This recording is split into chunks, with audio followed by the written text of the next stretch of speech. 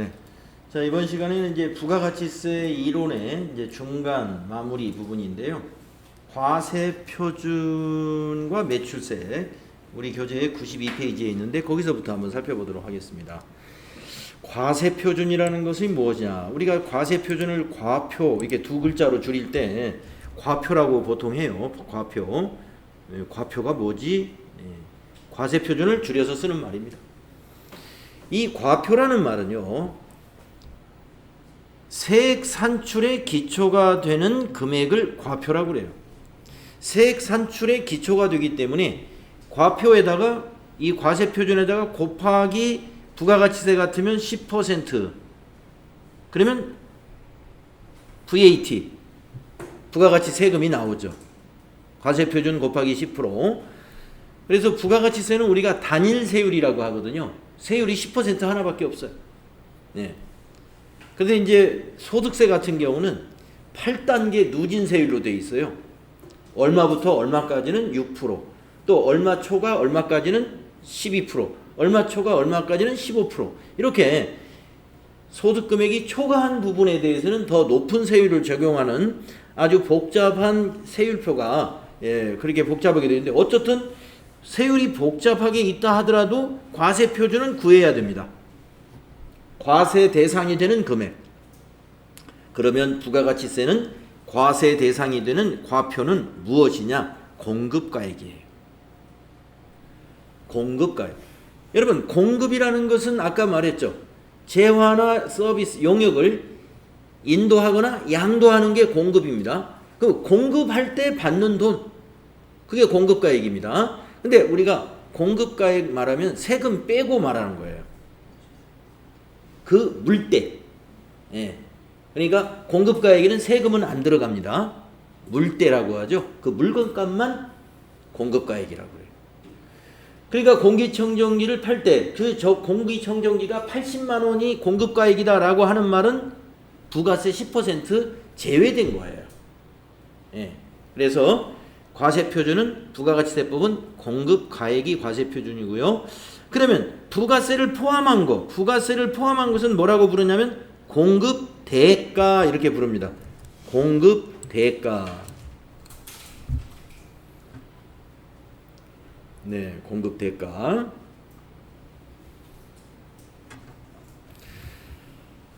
네, 그러면 이제 우리가 이제 이런 공식을 하나 우리가 알아볼 수가 있어요. 가끔 예를 들어서 자, 부가가치세 공급가액은 물때라고 그랬습니다. 물건값. 공급가액이 가령 37만 원이다. 좀 더 복잡하게 하면 37만 1000단위까지 해서 5,000원이다 이렇게 하면 37만 5천. 공급 대가는 얼마냐?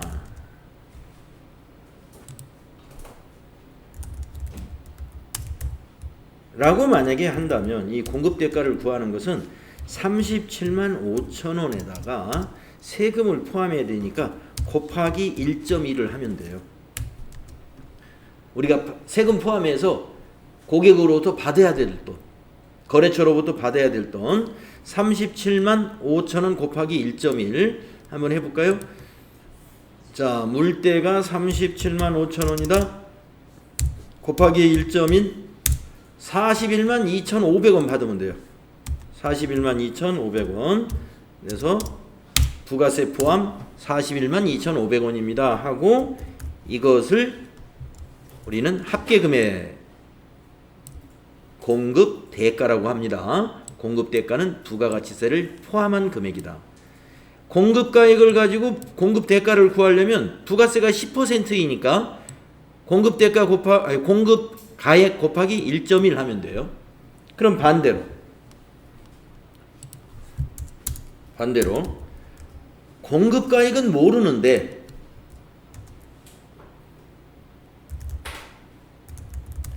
공급 대가가 41만 2,000원이다. 2,500원이다. 라고 하면서 이때 공급 가액은 얼마냐? 이걸 구해야 될 때도 있거든요. 공급 대가는 41만 2,500원인데 공급가액, 이 중에 공급가액은 얼마냐 이렇게 구하면, 이걸 물어보면 41만 2,500원을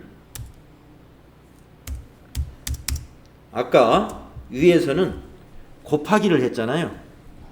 예, 나누기를 해주면 됩니다. 나누기 1.1. 그러면 공급가액이 나와요. 얼마가 나와야 될까요? 37만 5천 원이 나와줘야 되겠죠? 예, 나누기 1.1 하면은 37만 5천 원 나오죠? 당연히 나와야죠. 예. 그래서 공급가액을 알려주고 공급대가가 얼마냐고 곱하기 1.1 세금 포함하는 가격을 구할 때요. 또 세금 포함된 금액을 가지고 그걸 공급대가라고 하는데 공급가액을 구하라. 그러면 나누기 1.1. 네, 그거 곱했다가 나누면 다시 공급가액으로 바뀝니다. 자, 그래서 나중에 이제 지금 여기에서는 그런 계산을 할 필요가 없는데 나중에 거기 대손세액 공제를 받는다든가 이럴 때는 대손세액이 얼마지? 외상매출금 중에서 대손세액을 계산하려면 외상매출금 중에서 공급 대가를 빼야 돼요. 공급 대가를 뺀 것이 나머지가 세금이에요. 자, 공급가액과 공급대가. 부가가치세법은 공급가액이 과표입니다. 과세표준이 된다. 그 과세표준의 결정은 우리가 일반적인 원칙은 금전으로 대가를 받았다면 그 받은 돈이 과세표준이 된다. 예, 공급가액이 되는 거니까. 금전 외의 대가로 받았다는 것은 돈 말고 물물교환, 교환거래를 했다는 거죠. 이거는 공급한 재화의 시가를 공급가액으로 봐야 돼요. 공급한 재화의 시가를. 또 폐업하는 경우에도 시가, 간주 공급의 경우에도 시가를 공급가액으로 봅니다. 부당행위 계산 부인이라 하는 것은 뭐냐면 우리가 시가로 전부 다 대부분 봐야 되는데 금전을 얼마 받았냐면 시가는 100만 원인데 돈 받은 것은 10만 원 받았다고 이렇게 신고가 돼 있어요. 어떤 제품에 대해서 어떤 특정 제품이 있는데 원래 시가가 100만 원이에요. 근데 어느 거래 하나는 10만 원으로 왔어요. 이때 부당행위 계산 부인에 해당될 수가 있어요. 자, 특수관계인에게 공급하는 재화 또는 용역의 공급가액이 조세의 부담을 부당하게 감소시킬 것으로 인정되는 경우에 공급한 재화 또는 용역의 시가를 공급가액으로 본다. 그러니까 요 10만 원으로 공급가액을 신고한 이 건이 조세의 부담을 부당하게 감소시킬 목적으로 그렇게 신고한 것 같다. 그러면은 이거 무시하고 100만 원을 과세 표준으로 해서 과세할 수 있다. 이런 얘기입니다. 거래 유형별 과세 표준. 네, 여러분 과세 표준에 대해서 외상이나 할부 판매는 다 총가액을 과세 표준으로 보지만 장기 할부 판매라든가 완성도 기준 지급 조건부 용역 같은 경우죠. 이런 경우에는 그 계약에 따라서 받기로 한 대가의 각 부분을 과세 표준으로 보기 때문에 과세 표준이 몇 번, 몇 회에 걸쳐서 나누어진다는 얘기가 되겠습니다. 또 용역의 경우에 둘 이상의 과세기간에 걸쳐 있는데 선불로 받았다면 이것을 해당 과세기간 개월수로 안분 계산해 가지고 과세표준을 신고하면 됩니다. 자, 항목별 과세표준의 포함 여부가 여기 있는데요. 과세표준에 포함시켜야 하는 것과 포함하지 말아야 하는 것을 여기다 정리를 해놨습니다. 헷갈리는 내용 중에서 이런 것들이 이제 헷갈릴 수가 있으니까 포함하고 포함하지 말아야 된다. 이 표를 만들어 놨는데, 자, 과세 표준에 포함해야 되는 거 할부이자 포함시켜야 돼요. 장기든 단기든 간에. 그 다음에 대가의 일부로 받는다는 표현이 뭐냐면은 공급받는 자로부터 돈을 받았다는 뜻이에요. 그러니까 우리 회사가 부담한 것이 아니다 이거예요. 우리 회사가 부담한 것이 아니고 재화를 공급할 때 그 공급받는 자로부터 그 돈을 받았다. 물건값에다 포함해서. 그것이 대가의 일부입니다. 대가라는 건 물건값이겠죠? 물가. 근데 거기에 포함해서 운송보험료도 받았고 산재보험료도 받았고 운송비도 받았고 포장비나 하역비 같은 걸 받았다 이겁니다. 그러면 그것도 당신이 공급한 거야 하고 공급자의 과세표준으로 보고 부가가치세가 과세된다 하는 겁니다.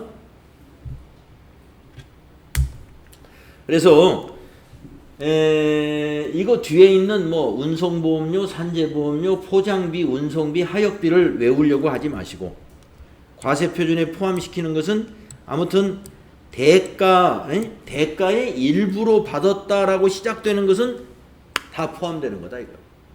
그렇게 기억하시라고 그랬죠. 그 다음에 세금이 있죠.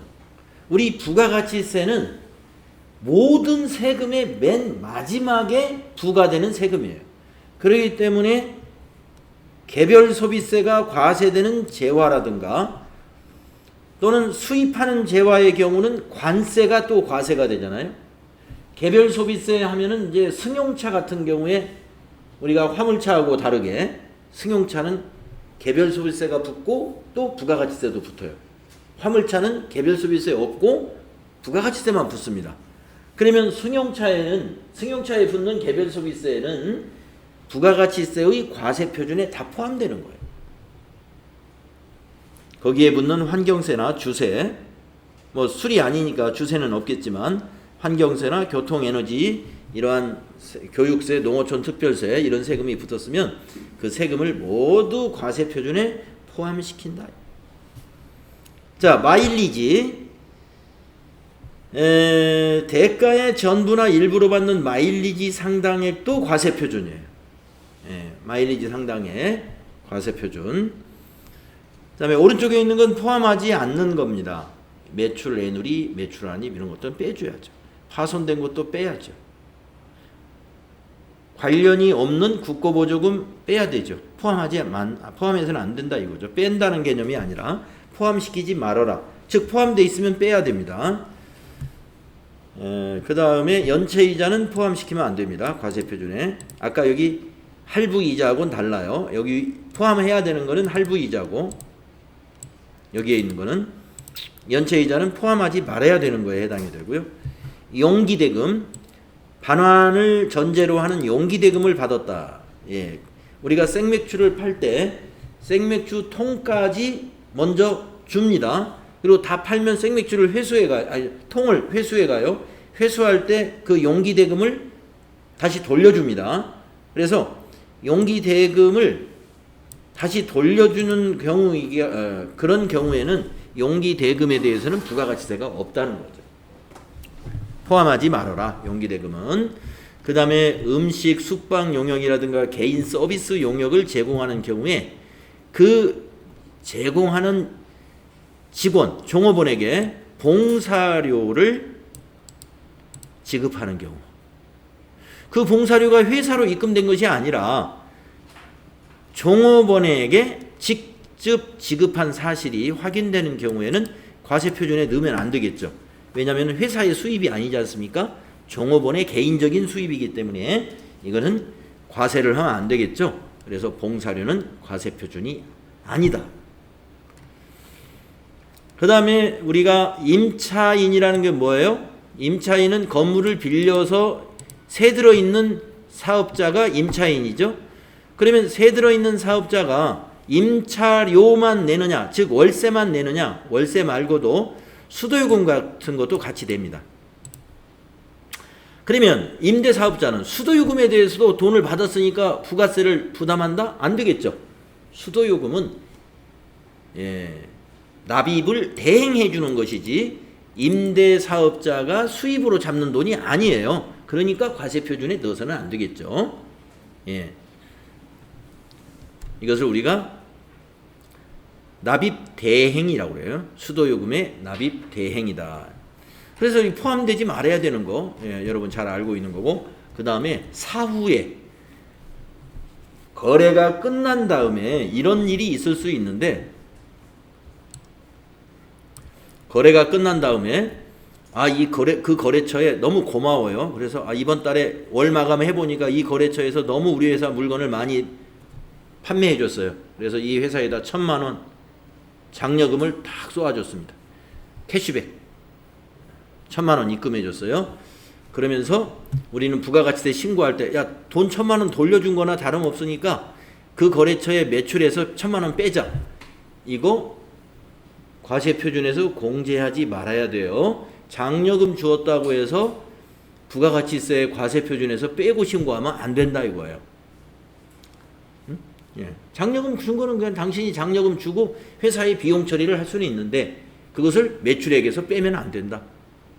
공급가액에서 빼지 마라. 대손금 뭔지 아시죠? 대손금도 우리가 외상 매출을 했어요. 그래가지고 세금까지 포함해서 외상 매출금이 1,100만 원인데 이거 부가가치세 신고 100만 원 했단 말이에요. 지난 과세 기간에 부가가치세 신고를 했는데 이번 과세 기간에 그 회사가 파산을 해버렸어요. 그래서 이거 못 받게 됐어요. 야, 그러면 이번 신고할 때 이번 2기 만약에 전기가 1기고 이번이 2기였다면 2기 신고 때 과세표준에서 못 받게 된 1,100만 원을 공제하고 신고하자. 안 된다 이겁니다. 공제하면 안 돼요. 못 받은 돈도 공제 못 해요. 다만 100만 원에 대해서 100만 원은 세금이죠. 100만 원에 대해서는 세액 공제를 해줍니다. 대손 세액 공제라고 그러죠. 그거를. 하지만 대손금이라는 것은 1,100만 원을 가리키는 말이고 대손 세액이라는 것은 여기서 100만 원만을 가리키는 거예요. 그러니까 대손 세액은 공제해줘요. 그런데 대손금은 공제를 안 해준다는 거예요. 그 다음에 하자보증금, 우리가 건설업 같은 경우 할 때 보면은 다 이제 끝나고 나서 하자보증을 쳐야 될 경우가 있죠. 하자보증을 하려면 어때요? 돈이 들어가죠? 그것도 과세표준에서 뺄 수 없는 겁니다. 그래서 과세표준에서 공제하지 말아야 되는 거 장대하 이렇게 암기하자고 여러분이 아마 얘기했을 거예요. 자, 재화의 수입. 재화의 수입의 과세표준은요. 아까 말씀드렸죠. 관세의 과세 가격하고 그 수입하는 것이 개별소비세가 붙어 있으면 개별소비세, 수리면 주세, 기타 교육세, 농어촌 특별세 및 교통에너지 환경세 같은 것이 붙으면 이 모든 세금이 다 과세표준에 포함됩니다. 수입하는 경우에. 또 우리가 수출하는 경우에 외국 통화를 대가로 받았어요. 달러로 돈을 받았어요. 그러면 과세표준을 어떻게 신고하느냐? 이게 이 공급 시기가 선적일인데 선적일 전에 달러를 받아가지고 환전을 했다 이 말입니다. 그러면 그 자체가 과세표준이에요. 환전한 금액이. 그런데 선적일 이후에 공급 시기는 선적일입니다. 선적일 이후에 달러를 받았습니다. 그럴 때는 선적일의 기준 환율이나 제정 환율로 과세표준을 계산해야 돼요. 선적일, 즉 공급 시기는 수출품은 공급 시기가 선적일이죠. 선적일 이후에 달러를 받았으면 선적일의 기준 환율이나 제정 환율로 과세표준 계산한다는 거 여러분 알고 있어야 돼요. 자, 매출세액의 구조. 우리가 그동안 여기 매입 매출전표 입력하면서 여러 번 얘기했습니다. 들락날락 하면서 요거는 여러분 그대로 패스하겠습니다. 또 매입세액의 구조, 우리가 이 매입 매출전표 입력하면서 역시 이거 매입세액의 구조는 부가가치세 신고서를 보면서 계속 확인했습니다. 들락날락하면서 확인했었죠. 네, 그래서 이것도 굳이 추가 설명을 하지 않겠습니다. 자, 면세 농산물 등의 의제 매입세의 공제 특례가 우리 FAT 1급 교재에서는요 이렇게 자세히 나오질 않았습니다. 그런데 TAT 2급에서는 왜 이렇게 자세히 나오느냐, 이것이 실기시험에 나오기 때문에 설명을 자세하게 해놓습니다. 자, 의제 매입세의 공제에 대해서 실기시험이 출제가 돼요. 예, 여러분이 전표 입력해가지고 의제 매입세의 공제 신고서를 작성을 해야 돼요. 예, 그렇기 때문에 이제 그 뒤에 실기할 때 더 자세히 나옵니다만은, 그러나 우리가 좀 더 갖춰야 될 이론이 좀 있습니다. 대략적인 건 알죠? 의제 매입세. 우리 의제 매입세의 공제 요건을 한번 봅시다. 과세 사업자가 매입한 면세 농산물 등을 원재료로 하여 제조, 가공한 재화 또는 창출한 용역의 공급에 대하여 부가가치세가 과세되는 경우에 해당이 된다 이거예요. 다시 한번 읽어볼까요? 자, 과세 사업자가 면세 농산물을 가지고 원료로 쓴다는 거예요. 그래가지고 제조하거나 가공했다. 네. 뭐 제조했다 그러면 통조림을 만들었다. 뭐 요렇게 한번 연상을 해보고, 가공했다. 뭐 밥을 만들었다. 식당에서 밥을 만들었다. 밥도 제조에 해당이 될 수 있습니다. 그래서 면세 농산물, 수산물, 임산물 등을 이용해서 뭔가 통조림 같은 걸 만들었습니다. 국수 같은 걸 만들었어요. 국수 같은 거. 밀가루로 국수를 만들었다. 예, 그러면 면세 농산물로 국수가 과세예요. 그래서 제조나 가공한 재화를 창출했는데 그것을 공급한 거에 대해서 부가가치세가 과세가 되는 경우다 이랬습니다. 왜 이런 경우에 의제 매입세액이라는 것을 공제해주는 특례 규정을 만들었느냐 하면은, 그런 회사들은 원재료의 매입세액이 전혀 없단 말이에요. 면세라서. 그런데 공급하는 것은 전부 과세예요. 예. 국수가 전부 과세예요. 근데 밀가루는 면세. 그러면 이 사업자는 매출세액은 전부 다 발생하고 매입세액은 거의 없을 수가 있어요. 원료가 다 밀가루니까, 밀이니까.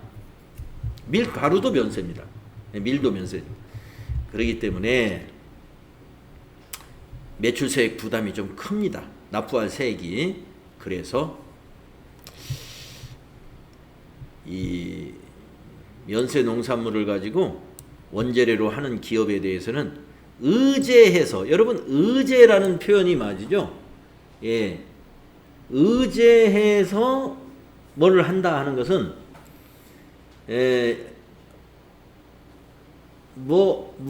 무엇으로 인정한다 그런 의미가 있잖아요. 인정한다. 아마 이거는 국어사전 같은 거 아마 찾아보시면 그런 의미가 있습니다. 의제한다. 무엇이라고 볼 수 있다 이런 얘기예요. 그러니까 매입세액이 아닌데 매입세액으로 의제하겠다. 예. 매입세액으로 인정하겠다 이런 의미란 말입니다. 예. 그래서 사실은 매입세액이 없는 사업자예요. 이 면세 농산물을 원료로 하는 곳에는. 그런데 의제할 거예요. 근데 얼마나 해줄까요? 그 얼마나 해주는지 여기 한번 보겠습니다. 자, 첫째, 그 다음에 두 번째. 다만 또 뭐를 해야 되냐면요, 그것을 면세 농산물을 공급받았다는 사실을 증명해야 돼요.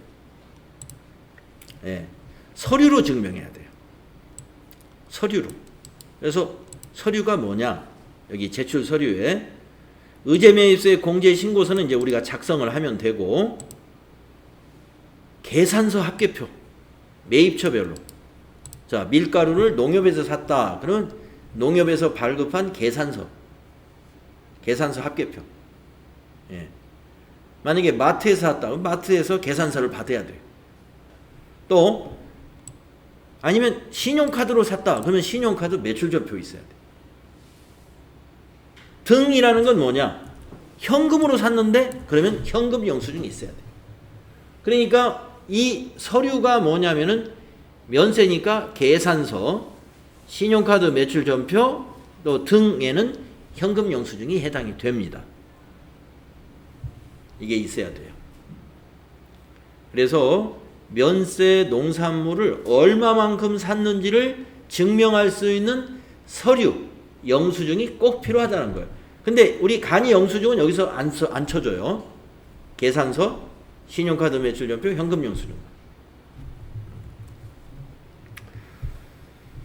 그런데 뒤에 또 나오면 말씀드리겠는데요. 네. 또 나올 기회가 있을 겁니다. 자, 예외가 있긴 합니다. 왜 예외가 있느냐면은, 자, 이런 서류는 뭐 하나로마트라든가 사업자로부터 샀으면 이런 걸 다 받을 수가 있겠지만, 비사업자, 예, 비사업자, 우리가 만약에 생선을 산다 이 말이에요. 그러면 생선은 어부들이 생선을 잡잖아요. 그 어부들이 전부 다 사업자를 등록해 놓고 하는 게 아니죠. 그냥 개인이에요, 개인. 예. 배를 가지고 바다에서 이렇게 이러한 고기를 잡아서 이렇게 판단 말이에요. 그런 개인하고 계약을 맺어가지고 생선 같은 걸 살 수가 있습니다. 그때 인정을 해줘요. 이런 계산서 또는 신용카드 매출전표 이런 거 없어도 다만 제조업만 그걸 인정을 해줍니다. 제조업, 공장만 인정을 해줘요. 어디는 인정을 안 해주느냐? 식당은 그걸 인정을 못 받아요. 식당은. 자, 그런 게 좀 있고, 앞으로 나올 거예요. 그런 거 이제 실무하면서 이 증빙이 이제 나오니까 그때 추가 설명할 거고. 자, 그러면 공제를 얼마 해줄까? 궁금하시죠? 공제 대상액이 있고 한도가 있습니다. 첫째, 공제 대상량은 이렇게 이 계산서, 신용카드, 현금 영수증 이걸로 증명된 그 매입 가액이 있을 거 아니에요? 거기에다가 공제율을 곱해요. 그러면 공제율은 어떻게 되느냐? 여기 공제율이 나와 있네요. 업종에 따라 달라요. 유흥업소는 가장 공제율을 낮게 적용해줘요. 약 2%, 102분의 2. 자, 음식점을 경영하는 개인은 가장 높게 해줘요. 약 8%, 108분의 8. 괄호 속에 있는 것은 2022년까지는 109분의 9. 예, 경제가 어려우니까 영세 자영업자들을 보호해준다. 뭐 이런 정책들 정부가 계속 추진하고 있는 거죠. 그러니까 한시적으로 하는데 이 한시적으로 적용한 것이 지금 몇 년째 계속 연기되고 하는 거예요. 예. 만약에 땡땡 대통령 때 이걸 만들어 놨는데 다음 대통령이 와가지고 이제 기간 지났으니까 2022년도에 기간 끝났네 이거 없애면은 음식점을 경영하는 개인 사업자들이 굉장히 화가 나겠죠. 예, 정치인들이 이 표를 먹고 살기 때문에 그것을 과감히 없애질 못해요. 다음에 우리 당이 지지가 떨어질까봐. 예, 그래서 계속 이어지는 것 같아요. 계속 언제까지 또 그 기간이 되면 다시 연기돼가지고 또 언제까지 이렇게 지금 이 특례가 계속 이어지고 있다. 그리고 이제 보통은 다 여기에 적용됩니다. 유흥업소가 아니고 그 다음에 음식점을 경영하는 개인 회사가 아닌 나머지 음식점을 경영하는 사업자. C는 A와 B 외의 음식점이에요. 음식점이군요. 여기도. 음식점은 106분의 6. 예, 106분의 6. 그러니까 개인 사업자가 아닌 음식점이니까 법인이죠. 법인. 예, 법인 106분의 6. 자, 그리고 이제 우리가 시험 볼 때는 실기 시험 볼 때는 제조업으로 나온단 말이에요. 그리고 중소기업으로 나와요. 그래서 여러분들이 나중에 실무할 때는 의제매입세의 공제율을 104분의 4로 잘 선택을 하셔야 돼요. 104분의 4 하나 알아두세요. 의제매입세액 실기시험이 나왔다. 그러면 공제율을 104분의 4 딱 선택하셔야 돼요. 왜냐? 제조업으로 문제를 내고 중소기업으로 문제가 나온다 이런 얘기입니다. 이 회사는 무엇을 생산하는 중소기업이다 이렇게 문제가 시작이 돼요. 실기시험 문제가. 그렇기 때문에 의제매입세액 공제율 우리 TAT 2급 시험 보시는 분들은 공제율을 거기서 이제 선택하는 게 있어요. 102분의 2, 104분의 4, 106분의 6 이런 거 선택하는 게 있어요. 104분의 4를 딱 선택하시면 돼요. 아마 기본값으로 딱 선택돼 있을 거예요.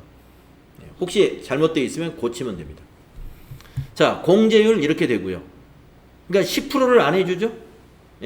10% 해줄 수도 없는 거고 구입 가격의 제조업은 104분의 4, 약 4%.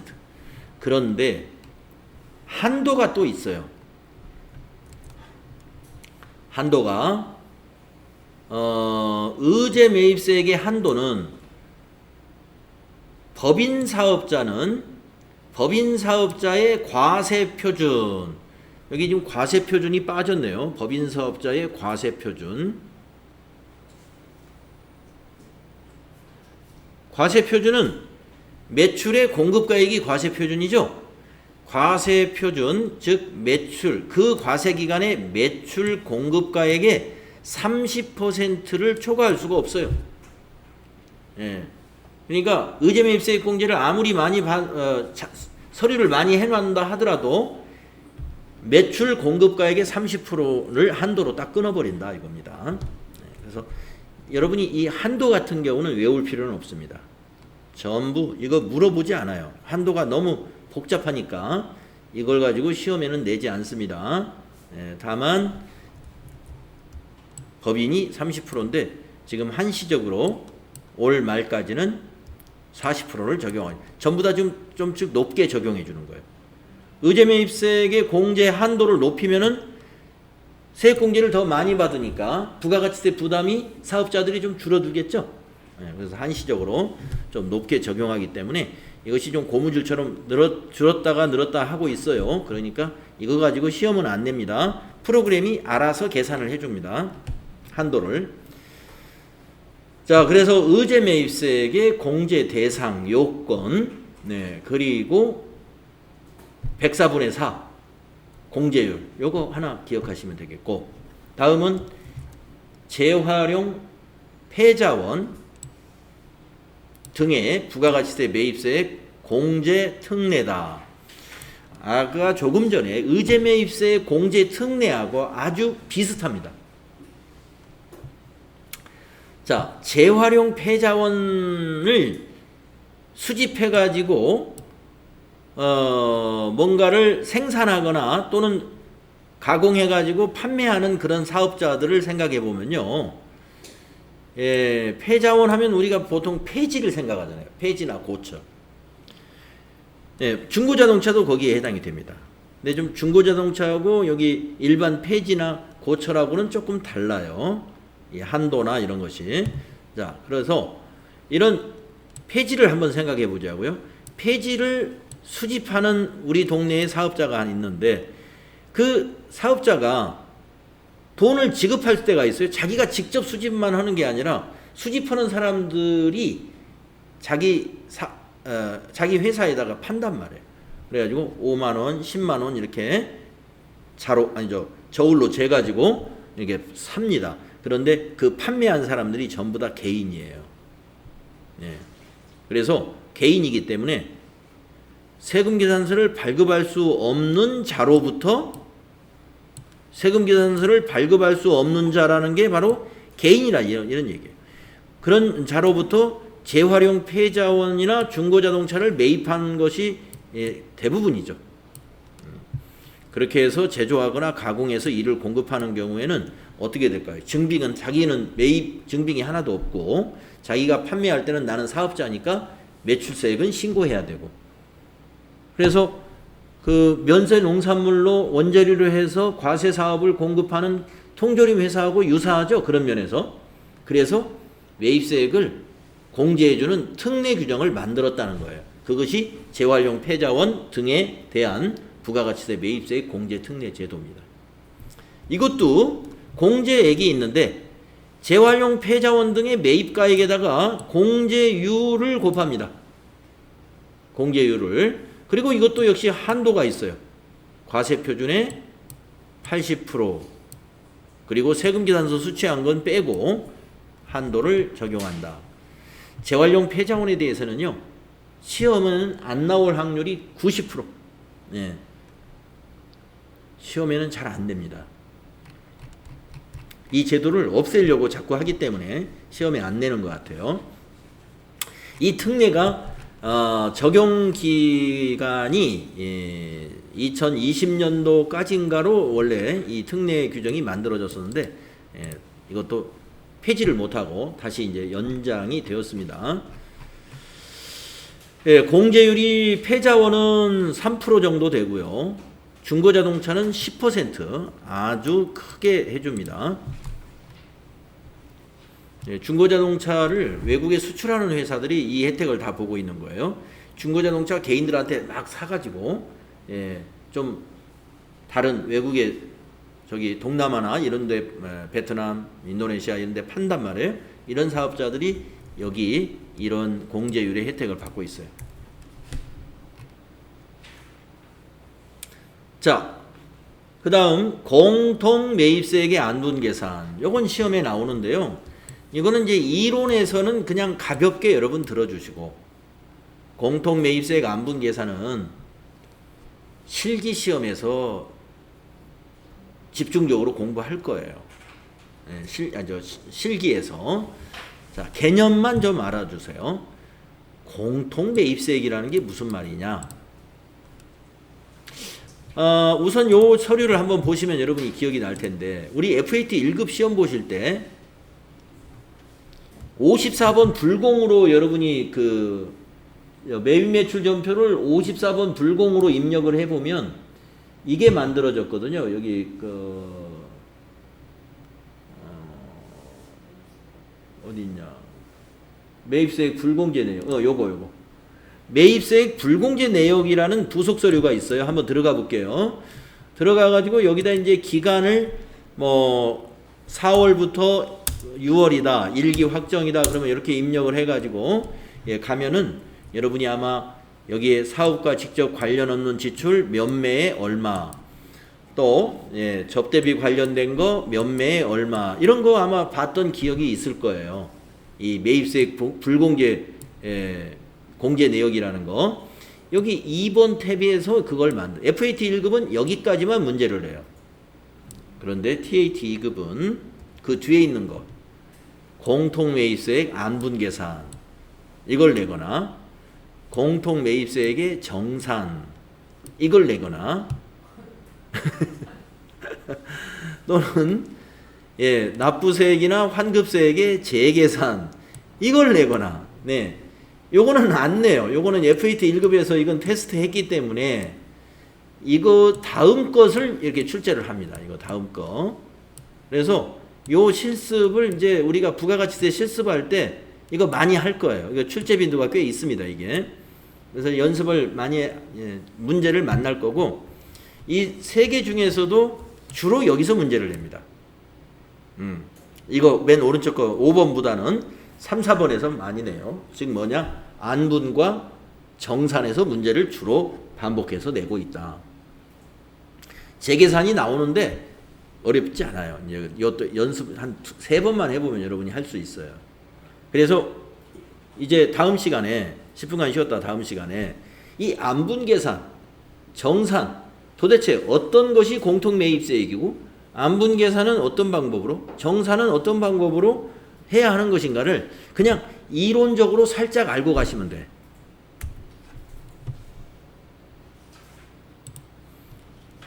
그래서 10분간 쉬었다가 다음 시간에 여기서부터 설명할게요.